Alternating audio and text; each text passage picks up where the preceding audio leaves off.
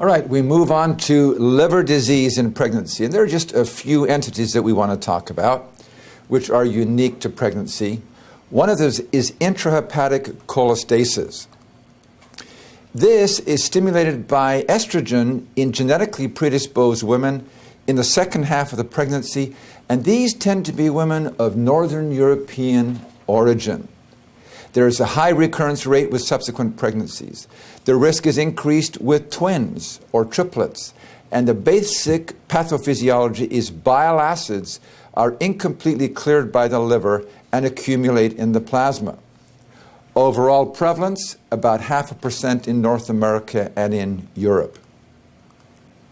The most significant symptom is itching, intractable pruritus, worse at night, but you don't see anything in terms of a rash on the skin. Laboratory tests. There may be a mild increase in bilirubin, but clearly the most diagnostic test is serum bile acids, and these can be increased many-fold. In terms of the mother, there's no significant impact other than the itching symptoms.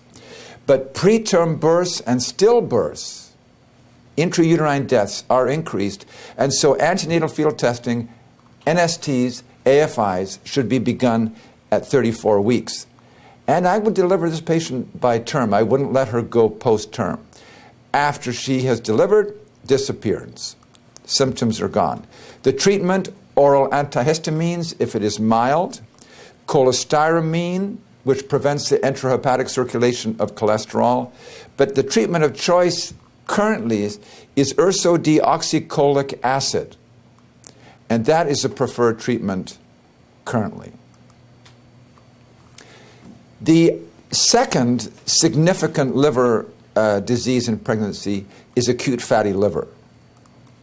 Acute fatty liver is uncommon, but it is life-threatening. Maternal mortality can be 50 to 70%. Prevalence only 1 in 15,000, and the etiology is a disordered metabolism of fatty acids by mitochondria in the fetus.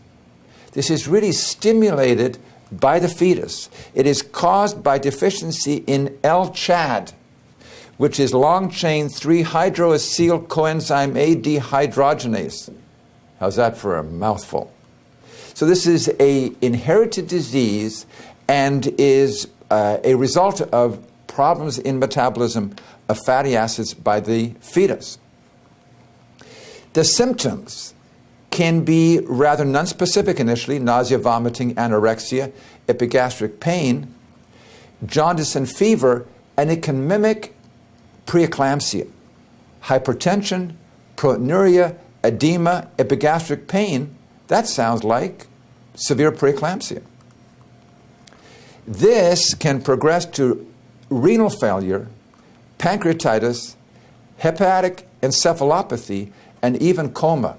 In terms of laboratory tests, what is unique is if you have a patient who looks like severe preeclampsia, but has hypoglycemia and hyperammonemia, increased ammonia and decreased in glucose, that's consistent with acute fatty liver.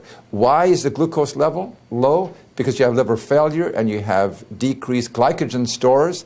Why does the serum ammonia go up? Because you don't have the clearance which the liver normally performs. Management, ICU care. This patient needs close monitoring. Hydration, careful attention, and prompt delivery. Will she survive? That's a major problem. And more than anything, it is supportive care. Supportive care and a lot of prayer. And that's the end of unique liver disease in pregnancy.